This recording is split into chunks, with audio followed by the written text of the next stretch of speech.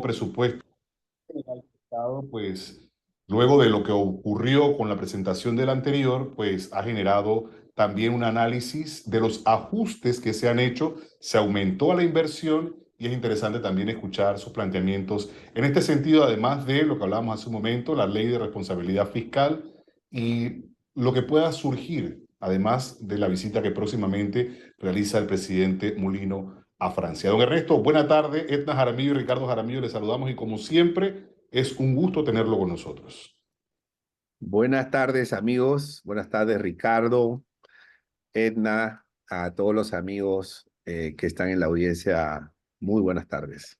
Nosotros teníamos oportunidad, don Ernesto, hace poco de hablar acerca del presupuesto anterior, que pues obviamente fue devuelto o fue retirado más bien por el propio ministro y se hicieron ajustes o recomendaciones por parte de los asesores en la Asamblea. Usted fue uno que se pronunció al ver las cifras en donde la inversión se veía muy por debajo de lo que se esperaba o de lo que debería ser y en cambio el gasto estaba más alto. ¿Ha podido ver el actual, el que se ha presentado y su punto de vista al respecto? Sí, gracias, gracias. Bueno, cuando se observó el primer presupuesto, el primer proyecto de presupuesto, habían consideraciones económicas. Por supuesto, yo elaboré un Twitter en donde daba mis apreciaciones, ¿no? Que en resumen mostraban inconveniencia para, digamos, lo que el país necesita. Pero también habían algunos temas legales sobre los cuales no voy a opinar mucho porque no soy abogado, pero uno de ellos era que el, el, eh, digamos, el déficit fiscal que se proponía en el nuevo presupuesto no cumplía con la ley de responsabilidad social fiscal, ¿no? Que es la ley 34 del año 2008. Según eso, el déficit fiscal debía estar en más o menos 2%, ¿no? Y de acuerdo con los cálculos quedaba pues por encima de 4%. Entonces había un incumplimiento ahí y eso fue, digamos, uno de los motivos, ¿no?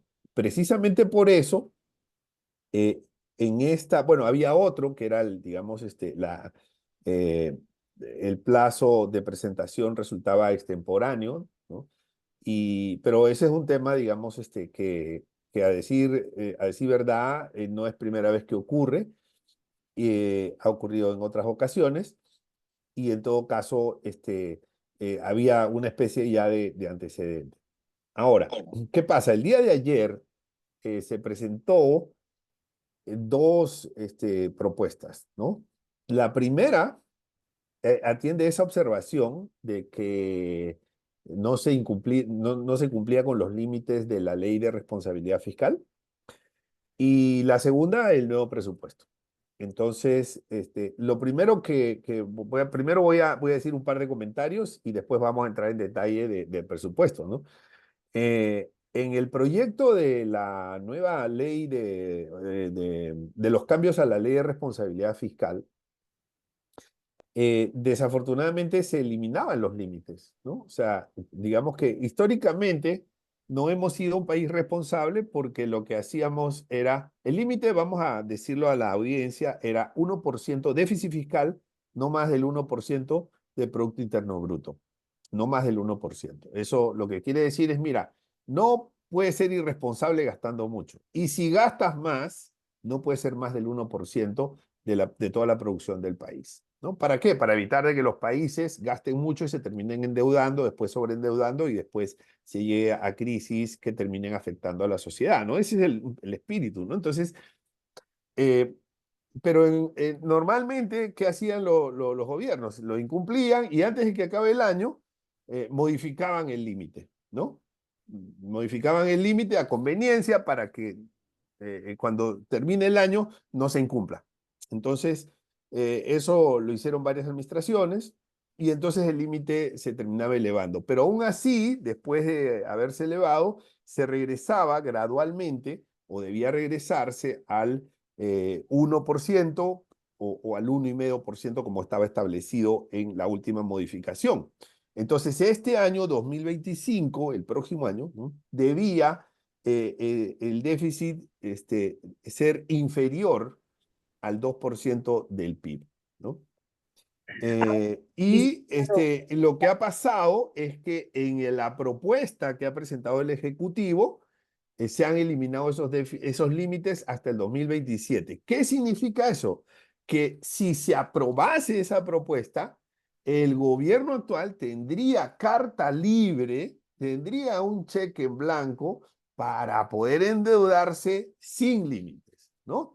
En el 2027 ya no regresaría al 1%. Se establece que a partir del 2027 regresaría a 2,5%, que es un porcentaje bastante elevado, ¿no? Entonces, ahí hay una primera consideración y me parece que es un tema sumamente delicado porque afecta la credibilidad digamos, del país. O sea, lo que pasa es que cuando los inversionistas internacionales y las calificadoras de riesgo nos observan, no están emitiendo, digamos, una opinión sobre el gobierno, sino sobre el país, ¿no? Entonces la credibilidad se afecta muchísimo, ¿no? O sea, porque dejamos de comprometernos en algo y no hay que pensar mucho para suponer que si alguien no quiere comprometerse es porque no tiene intenciones de ser serio, ¿no? Entonces, ahí hay una primera observación. Y ahora sí podemos comenzar a hablar del presupuesto y qué cambios ha tenido. a eso quería llegar. O sea, esta presentación nueva que se hace, ¿cómo la evalúa usted? Porque ya hay quienes han reaccionado de que estamos hablando de austeridad, sin embargo, el presupuesto que ha sido modificado le está otorgando 10 millones más a la Asamblea Nacional. Sí, el tema de la asamblea es un tema muy controversial, ¿no? Voy a primero a dar una opinión general sobre el nuevo presupuesto y después hablo de la asamblea. Miren, no hay una sustancial diferencia en mi opinión, ¿no? Respecto de la versión anterior, los gastos, eh, digamos, comparados con el año anterior, siguen siendo mayores. Menos, eso sí, solo 45 millones es el incremento respecto del año pasado. Pero no estamos para incrementar los gastos. Tenemos que reducir los gastos porque tenemos un déficit fiscal enorme. El déficit fiscal que yo he estimado está en, ya le digo, 4.371 millones, ¿no? Entonces, eh, eso considerando el déficit más lo que va a ingresar o lo que deberíamos necesitar por el IBM del subsistema de beneficio definido. Entonces tenemos un déficit tan grande que no estamos para aumentar los gastos, tenemos que reducir los gastos, ¿no? Bueno, y las inversiones sigue siendo menor al año pasado, ¿no? Son 3.000, digamos, es un poco más que el año, la primera versión, pero en lugar de reducirse 5.000 millones, ahora se reducen en 3.900 millones, ¿no? Entonces ahí, nuevamente, el criterio o la evaluación que se hizo de la primera versión sigue siendo válido para la segunda versión. Tenemos más gastos y tenemos menos inversiones. Y lo que necesitamos es todo lo contrario. Necesitamos menos gastos y necesitamos más inversiones porque las inversiones generan empleo. Los gastos, el aumento en gastos no genera empleo. Las inversiones sí generan empleo. Entonces, en mi opinión, seguimos estando en la receta equivocada. Ahora vamos a hablar de la asamblea, porque aquí hay un punto importante. Se discute, que esos 10 millones, hay algunos malpensados que dicen, no, aquí se ha hecho una concesión, se le ha dado a la Asamblea 10 más para que la Asamblea apruebe esta versión del presupuesto. Miren, yo les voy a decir algo que los va a dejar pensando a ustedes y a toda la audiencia. La Asamblea tiene el control del presupuesto. O sea, ustedes le pueden dar a la Asamblea, si quieren, 1 millón. Y eso a la Asamblea le importa un pepino. ¿Por qué? Porque la Asamblea, a través de su comisión de presupuesto, puede solicitar traslados de partidas, que es lo que hace todos los años. Y con esos traslados de partidas, simplemente hacen caso omiso al presupuesto y se pueden salir. Entonces, si ustedes ven históricamente, la Asamblea siempre ha gastado más de lo que tenía asignado en su presupuesto. ¿Por qué? Por los famosos traslados de partida. Entonces, los traslados de partida es una chequera en donde el que pone el monto es el mismo que el que firma, que es la comisión de presupuesto. Entonces, le podemos dar 1 millón a la Asamblea y la Asamblea está en capacidad de pedir 200, 300 millones y de gastar 500 millones si quiere. ¿Por qué? Porque ¿quiénes deciden ahí? La comisión de presupuesto. Entonces, estar especulando que se le dio 10 millones más a la Asamblea para dejarlos contentos, o sea, en mi opinión no tiene sentido, porque la Asamblea tiene lamentablemente el control, ¿no? Yo quisiera que no sea así, porque la Asamblea está para legislar, la Asamblea no está para tener una iniciativa de gasto, está para sacar leyes, ¿no? Entonces a mí me parece contraproducente que la decisión sobre esos traslados de partidas recaiga en la Comisión de Presupuesto de la Asamblea. Pero desafortunadamente el realismo nos dice que eso es así y eso se trató de cambiar y no se pudo cambiar. Entonces, no creo que estemos viviendo un presupuesto consono con la realidad. La realidad es que necesitamos hacer ajustes de gastos, necesitamos reducir los gastos. Eso no se está viendo. No veo medidas que nos lleven a, digamos, eliminación o al menos reducción de privilegios, ¿no?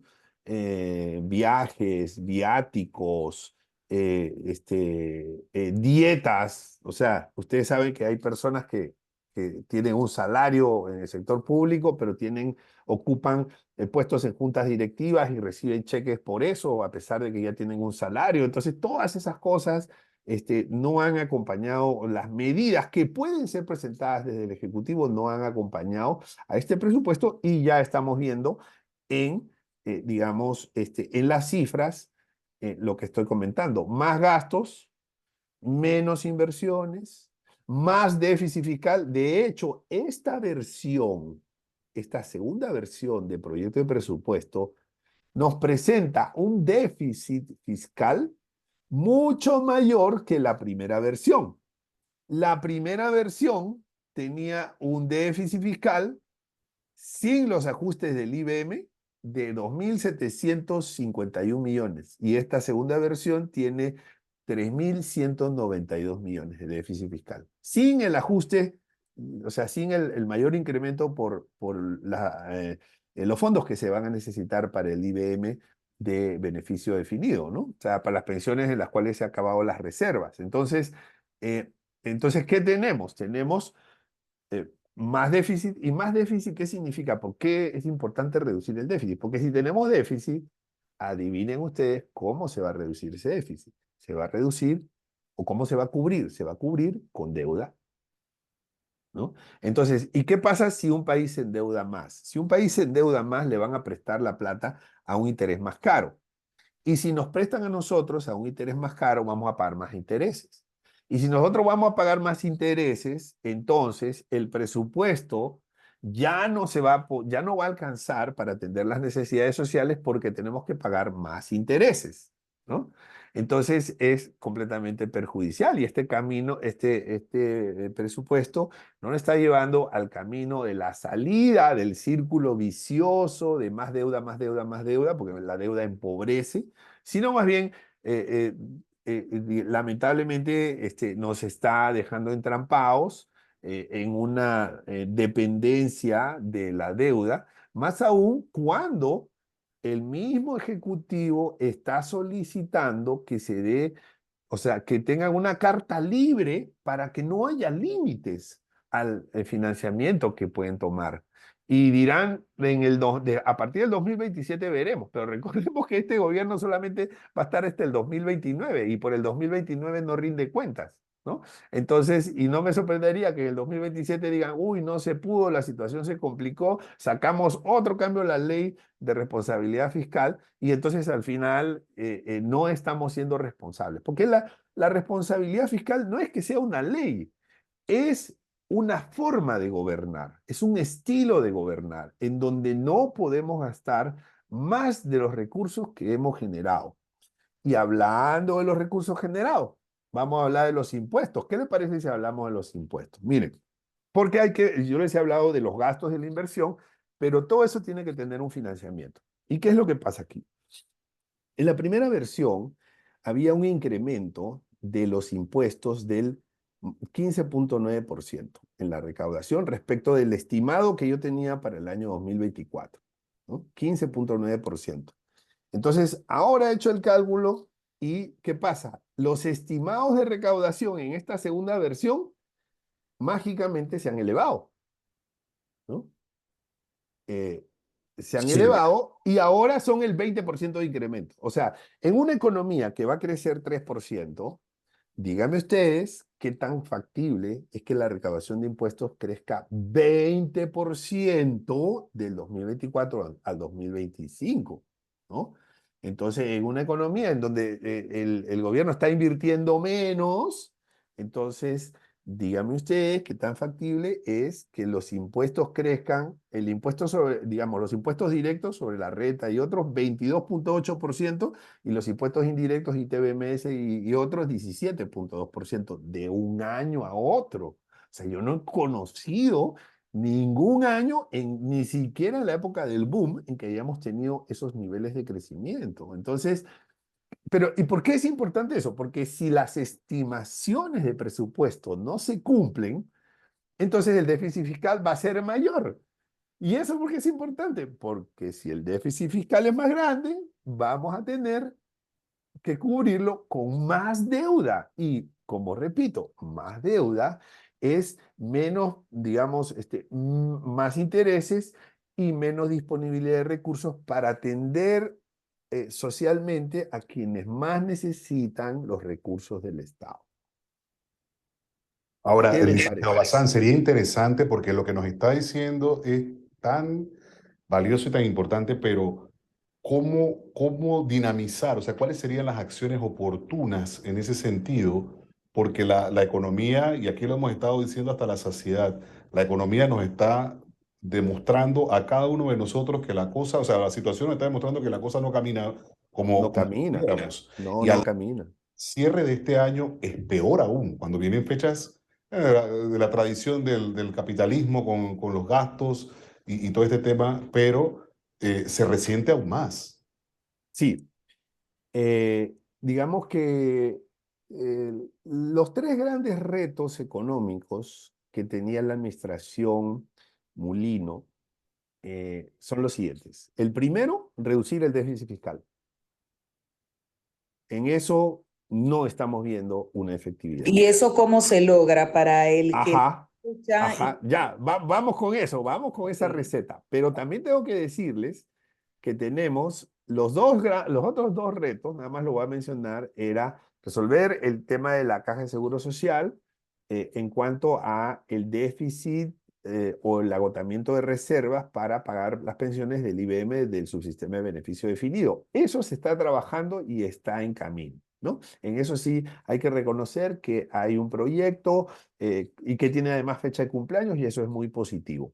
Y el tercero es reactivar la economía, ¿no? Porque como ustedes lo han dicho perfectamente, parecen ustedes economistas, aquí tenemos una necesidad de reactivar la economía. No sé si vieron la noticia hace poco de que hubo una feria de empleo y que para correcto, 3.000 vacantes aplicaron correcto. 100.000 personas. Sí, O sea que exacto. por cada vacante estaban postulando 30 personas, ¿no? Ujú. Entonces, eso ya nos da una idea de, digamos, el grado de angustia y de desesperación que Que tiene puede la estar gente. reinando en gran parte de la población, sobre No, todo y en el desempleo juvenil, en los Y ojo, jóvenes, ¿no? licenciado, ojo, si se dice que generalmente los empleos los debe generar la empresa privada, resulta que la empresa privada está también en contención de gastos, porque en vez de emplear, lo que está es sacando a la gente. Mire lo que pasó en un banco de la localidad, mire lo que pasó, incluso entiendo yo, no sé en qué otra empresa saca medios de comunicación, incluso sacando la gente. Entonces, ¿a dónde vaya para esa gente? Estamos increciendo con el tema de la informalidad, el trabajo informal, porque obviamente pues eso hay que decirlo, tal cual, es lo que está pasando, ¿no? Eh, sí, sí. Bueno, tenemos esos tres grandes retos. Entonces, la pregunta es cuál sería la receta, ¿no? ¿Qué podemos nosotros sugerir ¿Cuál es el camino que podríamos tomar? Entonces, ¿por cuál de los tres retos ustedes creen que debamos comenzar a conversar? A ver, porque tenemos tres temas. El primero es el saneamiento de las finanzas públicas, la reducción del déficit fiscal. Eh, Estamos completamente desbordados ahí y condenados a tomar deuda. Y segundo, el tema de las pensiones. Y tercero, el tema de la reactivación. ¿Cuál de los tres escogemos primero?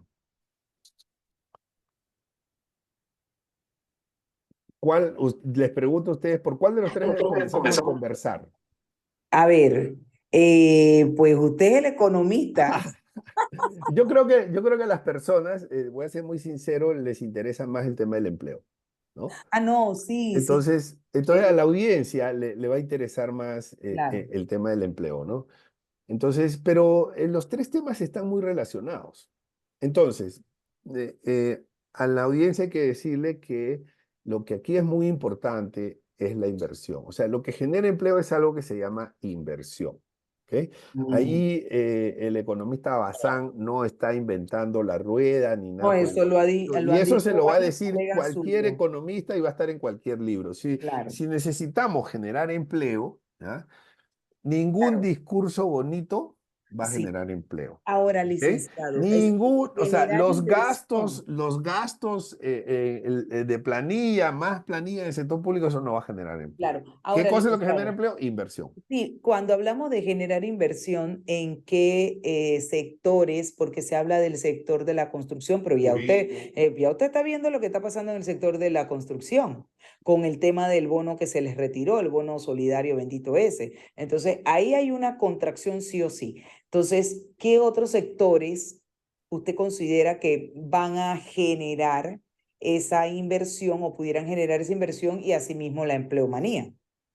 Sí, bueno, ahí, mira, yo te voy a decir, cuando uno revisa, y esto, o sea, digamos que voy a pedirles, voy a tratar de ubicarme en otro lugar que me estoy quedando sin batería.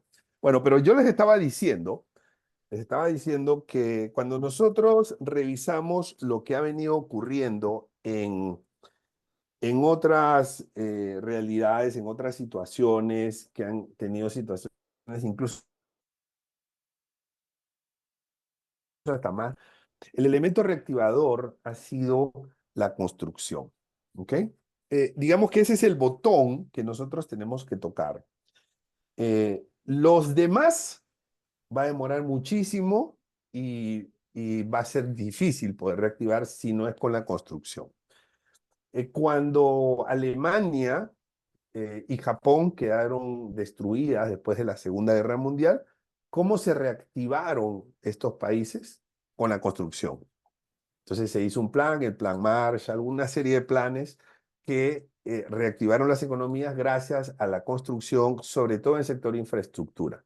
Porque estas megaobras lo que hacen es que atraen otros sectores y empiezan a hacer mover las ruedas de la economía. ¿Ok? Entonces, ese es el botón que hay que tocar. Nosotros podemos tratar de hacerlo con otros sectores, pero no va a tener un gran impacto. Claro, porque Esa ahí es la verdad. No, la pena porque de no valor, ¿no? conectan. O sea, la economía es un todo, ¿no? Tú no puedes reactivar un sector sí y el resto no. O sea, la economía es un todo. Y el único sector que te conecta a todos los demás y que tiene un efecto chispa que te enciende la economía es el sector construcción.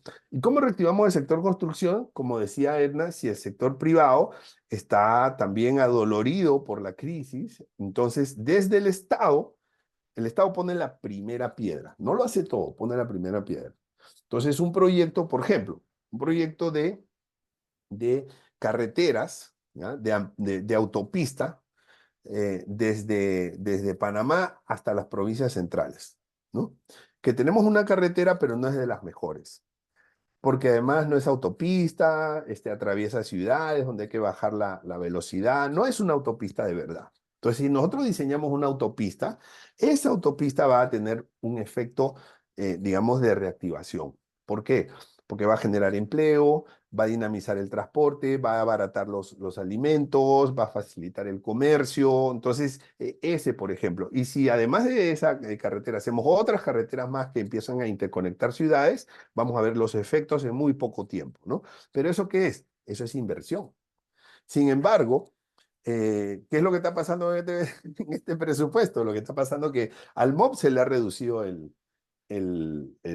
digamos, el presupuesto de inversión. O sea, el MOB tenía el año pasado un presupuesto de 1.235 millones, se le redujo a 5 millones y Y después esto no se que ajustó, licenciado Bazán, en el nuevo presupuesto no se llegó a ajustar. se llegó a ajustar, pero aún así está por debajo. Debajo, Está ok, en 872 millones. ¿No? ok. Entonces, pero digamos que ese es el botón que hay que tocar para poder reactivar la economía, ¿ok? Entonces, eh, eh, pero ¿qué pasa? Yo les decía que los tres problemas están conectados, porque si tú estás con déficit fiscal, entonces, ¿de dónde sacas los fondos para poder invertir en una supercarretera, en una megacarretera, ¿no? Que sea la mejor carretera del continente o la carretera de Latinoamérica. Eso es lo que nosotros quisiéramos. Quisiéramos tener la mejor panamericana, ¿no? Y lo podemos tener. Pero para obtener esos fondos necesitamos reducir el déficit fiscal. Ahora, ¿cómo reducimos el déficit fiscal? Uno, bajando los gastos, ajustando los cinturones, quitando privilegios, ¿no? Quitando caprichitos. Y dos, eh, digamos, reduciendo exoneraciones tributarias, ¿no? Hay sectores que no pagan nada de impuestos. Entonces, una reducción sin alterar, digamos, la estabilidad jurídica, obviamente, ¿no? Cuando corresponda, cuando legalmente se puede hacer una reducción de las exoneraciones, ¿no? Recuerden que ley mata ley, no se toca los contratos ley, pero sí ley mata ley y se puede reducir a partir de ahora, ¿no? Ahora, y la otra es luchando contra la evasión. O sea, si queremos luchar contra la evasión, no valen los discursos de pide tu factura, recuerda que es importante que pidas tu factura, panameño, el país está en tus manos, o sea, digamos, ¿por qué? Porque tú no puedes cambiar los hábitos con un discurso. Necesitas darle a las personas un motivo, ¿no? Entonces, ahí, ¿qué cosa ha funcionado en otros países? Primero, canal de denuncias. Canal de denuncias, ¿no? Un canal de denuncias que funcione bien, eso no es fácil, pero eso es uno de los primeros elementos. Dos, fortalecer a la DGI, ¿no? Darle, digamos, fortalecer en personas, darle una buena capacidad de hacer auditorías, de hacer supervisiones para que puedan atender el canal de denuncia, porque si la gente denuncia y la DGI no tiene la capacidad de investigar, porque no tiene personal, entonces, lamentablemente, eso no va a funcionar. Y lo tercero es tecnología. Con esos tres elementos podemos reducir la evasión. La evasión está estimada en 3.500 millones más o menos. Ujú.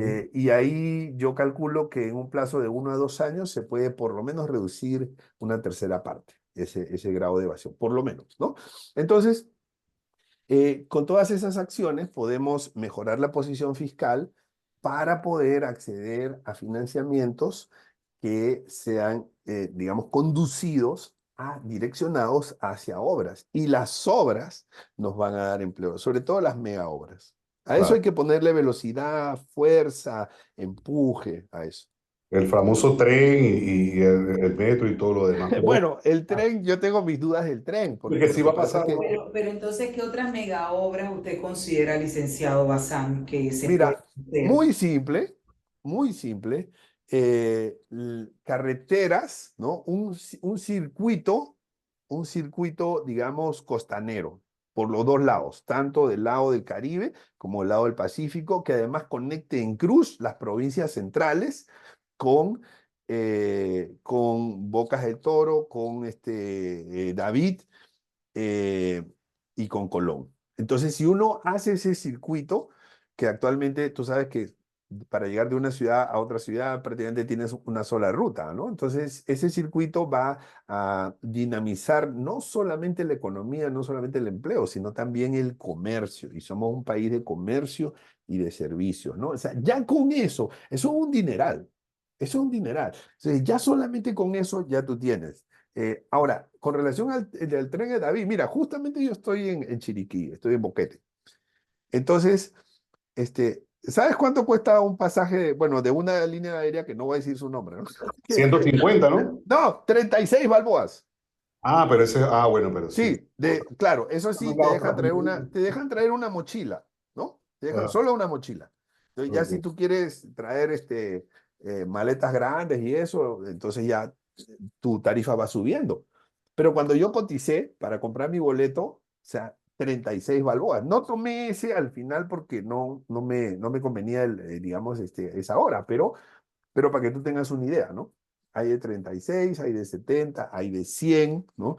Entonces, ¿cuánto tendría que costar un tren que se va a demorar, imagínate, y cuántas personas tendría que transportar ese tren?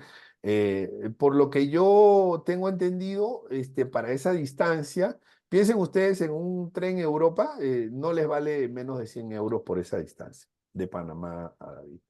Y con eso, y esos trenes van llenos. O sea, un tren de eso, ¿no?